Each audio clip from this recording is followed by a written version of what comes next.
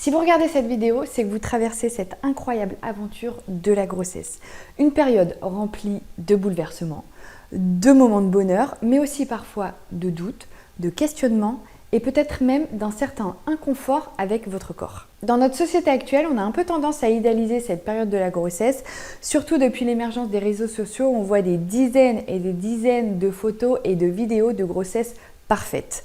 Dans la réalité, effectivement, de nombreuses femmes s'épanouissent pendant leur grossesse, mais il ne faut pas oublier que pour certaines, c'est beaucoup plus compliqué d'accepter ce corps en perpétuelle transformation et d'être en colocation pendant 9 mois. Les kilos qui s'installent, l'apparence qui change, ressentir des gênes, voire des douleurs, tous ces petits ou gros bouleversements qui peuvent être source de frustration, voire de stress. Et c'est parce que je sais que ces sensations d'inconfort, voire de mal-être, peuvent gâcher certaines grossesses que j'ai voulu faire cette vidéo pour aborder le thème du corps pendant la grossesse et notamment donc de la prise de poids. Alors plus précisément, c'est Sarah Lé, maman et nutritionniste spécialisée en périnatalité ici au Québec, qui va venir aborder cette thématique avec toute sa douceur et sa bienveillance. Juste avant de vous laisser avec elle, n'oubliez pas de liker cette vidéo si le sujet vous intéresse et de vous abonner à la chaîne pour pouvoir être prévenu dès que les nouvelles vidéos sortiront. Allez, je vous laisse maintenant entre de bonnes mains, bon visionnage et à très vite. Les inquiétudes que j'entends le plus souvent parler quand les femmes sont enceintes, c'est le sentiment de perte de contrôle qu'elles trouvent difficile à accepter. La perte de contrôle par rapport aux changements corporels qui sont reliés à la grossesse. C'est particulièrement vrai chez les mamans qui sont de nature anxieuse. Donc, une maman qui avait déjà de la difficulté justement avec son rapport avec son corps, bien, c'est encore plus difficile quand la grossesse arrive. Là. Le fameux gain de poids gestationnel. Donc, déjà, le poids en tant que tel, c'est quelque chose d'extrêmement complexe. Hein? La science du poids, qu'est-ce qui explique le poids d'un individu? Il y a beaucoup de facteurs qui vont influencer notre poids ou notre gain de poids pendant la grossesse, mais la plupart de ces facteurs-là ne sont pas contrôlables. Donc, on parle ici de génétique, les hormones, l'environnement, la santé mentale de la maman aussi, ça va affecter son gain de poids gestationnel. Fait intéressant, les mamans qui avaient déjà une préoccupation par rapport à leur poids avant de tomber enceinte, ça augmente les risques qu'elles prennent plus de poids pendant leur grossesse. Donc ça, je trouvais que c'était quand même un point important à souligner. L'autre chose, c'est que les femmes, peu importe le nombre de bébés qu'elles vont avoir, chaque grossesse va être unique. Donc, pour la même femme, elle peut avoir plusieurs grossesses, puis elle ne va pas prendre la même quantité de poids parce que ce sont des bébés qui sont différents et son corps change évidemment avec le temps. Mais pour vous donner une idée d'où vient ce fameux gain de poids, bien, il y a une partie du poids qui va venir évidemment du poids du bébé. Et là, ça peut varier d'un bébé à un autre. Il y a une partie du poids qui va aller dans le sang, le placenta, l'utérus, le liquide amniotique. Donc, la maman enceinte, elle a beaucoup d'excès de liquide. Hein? On est très enflé. Puis, il y a une grande partie de cet excès de liquide qui va partir dans les 4 à 6 semaines postpartum. Ensuite, on a une partie qui va aller dans la graisse accumulée, qui est en fait une réserve d'énergie, autant pour la maman que le bébé. Puis, finalement, une partie qui va aller dans les seins. Donc, c'est un peu d'où vient cette répartition. J'ajouterais une chose aussi, mais on parle de la difficulté pour les femmes d'accepter le gain de poids, mais un autre point qui serait important aussi à souligner, c'est le fait qu'on n'est pas suffisamment exposé à des images ou des messages qui normalisent les changements dus à la grossesse ou pas. Même les femmes qui n'ont jamais eu d'enfants, ces caractéristiques-là sont normales. Donc, on parle de cellulite, on parle de vergeture, on parle de la forme du ventre. C'est pas toutes les mamans qui vont avoir un beau ventre bien rond, hein? Ça peut être très différent d'une femme à une autre. La fameuse perte de cheveux qui vient en postpartum aussi. Donc, on n'en parle pas tant que ça, ce qui fait que quand la femme va voir ces changements corporels, elle va trouver ça difficile. C'est comme inacceptable, mais dans le fond, ce sont des changements qui sont normaux chez les êtres humains. Chez une femme qui va avoir une image corporelle plus négative, moi, je dirais la première étape qui serait très importante de faire, c'est un ménage de ces réseaux sociaux.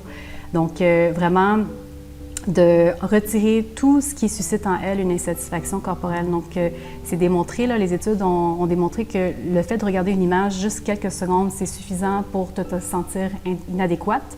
Donc, c'est très, très puissant. Qu'est-ce qu'on va consommer? Puis c'est tous des messages qu'on finit par internaliser, ce qui fait que ça va avoir un impact sur la perception qu'on a de nous-mêmes. Fait que déjà de faire un gros ménage des réseaux sociaux et à l'inverse de suivre des comptes de personnes qui nous ressemblent, des comptes de personnes qui vivent dans toutes sortes de corps. Hein. Les femmes enceintes, il n'y a pas juste un standard, un gabarit, là, ça peut être très, très diversifié pour qu'on développe notre ouverture à la diversité corporelle. Puis idéalement, des comptes de personnes qui vont présenter des photos non retouchées. Là. Ça, c'est vraiment super important. Fait que c'est sûr, je ne peux pas contrôler tout l'environnement. Là, si je m'en vais au centre-ville puis je vois des photos de mode, je ne peux pas contrôler ça. Par contre, je peux contrôler qu'est-ce que je consomme sur mes écrans, qu'est-ce qui rentre à la maison. Puis ça a un grand impact sur mon image de moi. Donc, ça serait comme une étape très importante à faire. Ce que je recommande aussi, c'est de développer son esprit critique. Donc, on parle du filtre médiatique. Avec les images dont tu parles, là, le fameux avant et après, il faut vraiment faire attention comment on interprète ces images-là. Parce que de un, on ne sait pas si, par exemple, la femme pose dans un certain angle pour amincir sa silhouette. On ne sait pas si la femme souffre d'un trouble de conduite alimentaire. On ne sait pas si elle a une relation malsaine avec le sport. On ne sait pas si elle a eu recours à la chirurgie esthétique. On ne sait pas si la photo est retouchée ou elle est modifiée, ce qui est extrêmement facile aujourd'hui à faire. Ça prend quelques clics, la photo est retouchée. Des vidéos aussi, on peut retoucher très facilement. Donc, je dirais, probablement la plupart des images qu'on voit sur les réseaux sociaux sont retouchées. Alors, notre cerveau se compare à quelque chose qui n'existe pas. C'est quand même, c'est fou là, qu'on y pense. On se compare à quelque chose qui n'existe pas parce que si je retouche mon corps, mais c'est pas vrai. Et là, je me mets donc des standards qui sont inatteignables. Donc, c'est comme une bataille qui sert à rien à la fin. Ça va juste me rendre misérable. Fait que très important de faire attention à, quand je regarde une image, tu sais, la façon que je vais l'interpréter, là. Ah oui, absolument. Ça arrive, de un, soit qu'elles trouvent ça très difficile de voir leur corps se transformer. Ça peut venir aussi avec les inconforts qui sont reliés à la grossesse. Dans notre cas, on a eu quand même des belles grossesses sans complications, mais il y a des femmes qui peuvent avoir beaucoup plus de symptômes, beaucoup plus de fatigue, la nausée ou des douleurs qui affectent leur mouvement. Des fois, des entraînements que je faisais jadis, là, je ne peux plus le faire. Mais oui, autant que c'est très tabou, les femmes n'osent pas en parler du fait qu'elles n'aiment vraiment pas ça, la grossesse, mais on devrait normaliser ça, de dire, bien, la grossesse, il y a des femmes qui vont vivre ça de façon très harmonieuse, puis ça va être une merveilleuse expérience. Puis il y aura des femmes qui vont détester ça, puis c'est correct aussi, là, chaque personne est différente. Donc, faut pas se dire, je devrais pas me sentir comme ça va juste emmener de la culpabilité, puis ça va pas aider personne là, en vivant ça. Si je vois une patiente qui souffre beaucoup là, de son image corporelle, je pense que ce qui est important, c'est beaucoup d'écoute, beaucoup d'empathie, lui dire que c'est correct, juste de venir valider ce qu'elle ressent. Je pense que c'est important qu'elle ne se sente pas jugée, ou parce que, comme je dis, souvent, il arrive avec beaucoup de culpabilité ou de la honte, ils n'osent même pas dire qu'elles se sentent comme ça. Ensuite, si elles sont prêtes, donc si elles sont rendues là dans leur cheminement, bien, on peut commencer à aborder les enjeux d'image corporelle. La première étape, ça serait de s'observer, voir un peu la façon qu'elles se parlent, donc les fameuses pensées. Là, on peut avoir des pensées qui sont très méchantes, qui peuvent emmener de la honte, la haine envers le corps. Donc, c'est très, très difficile de prendre soin de soi quand on a des pensées comme ça, où on a tendance à se parler de façon pas très bienveillante. Fait que déjà, est-ce que je suis capable de le remarquer que j'ai une tendance des fois de me parler, je suis dure sur moi-même.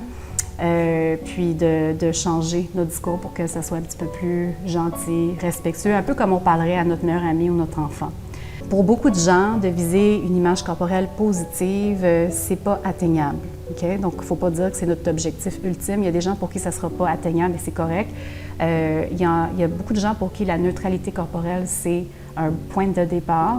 Donc, la neutralité corporelle, c'est vraiment quand on redonne la place au corps qu'il mérite. Donc, on focus plus sur les capacités, les fonctions de mon corps, au lieu de focuser juste sur mon apparence.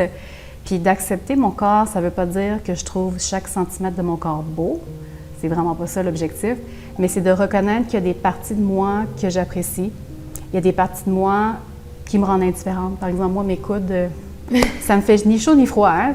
J'ai pas de réaction, j'ai pas d'émotion associée. Puis il y a peut-être des parties de mon corps que je trouve pas nécessairement belles, ou que j'aime pas, et c'est correct aussi. Hein?